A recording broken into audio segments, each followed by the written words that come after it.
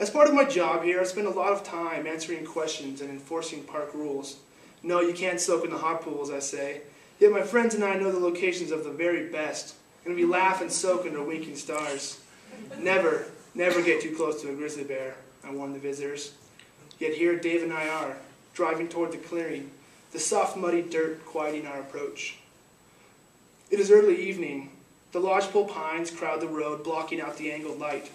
The road weaves along the base of a hill, and Dave slows the jeep to a crawl as the carcass dump comes into view. The bloated bison sprawls in the center of the clearing, its stiff legs frozen high in the air like a cartoon. Dave kills the engine. Skulls, horns, ribs, and vertebrae cover the ground. Fur still clings to some. A coyote pulls at the dead bison. She cowers at our arrival, but does not flee, instead eyeing the jeep between toothy jerks. Shiny ravens peer down from the dark trees encircling the clearing. They fidget and flap, impatient spectators awaiting their turn at the flesh.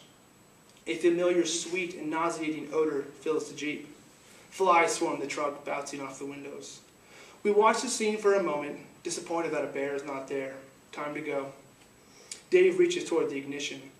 His hand is almost there when the coyote's ears perk up, her body swiveling towards the lodgepoles. The ravens cry out and take flight in unison. The coyote slinks away, body low to the ground, tail tucked under. Dave leans forward in his seat, body tense, staring off to the right. Something's out there. I follow his eyes near the darkened wood just beyond our vehicle. A large shadow moves swiftly through the trees. The silhouette is unmistakable, like a cave painting come to life. Grizzly. The great bear bursts into the light. Head held high, he jogs right up to the carcass and swings his front paws down violently, attacking the already dead.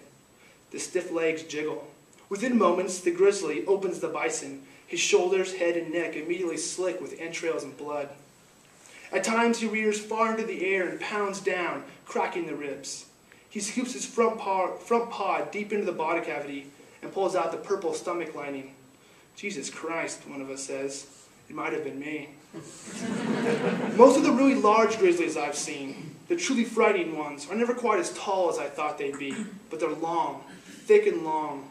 It gives them a sleek and sinister look, not cuddly at all, but fast and ferocious. This is the longest grizzly I've ever seen.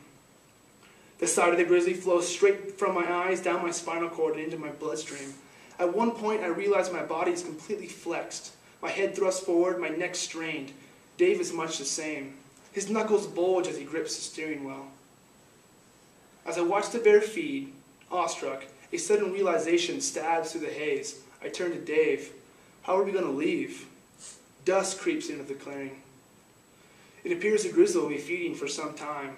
The narrow, snaking road makes backing out near impossible. The only place to turn around passes just by the bear, and our windows are at the same level as his bloody head. I'm afraid of what will happen when Dave starts up the jeep. The sudden sound of the engine turning over may induce a charge. Grizzlies are unpredictable and aggressive. Dave reaches toward the ignition. I hold my breath.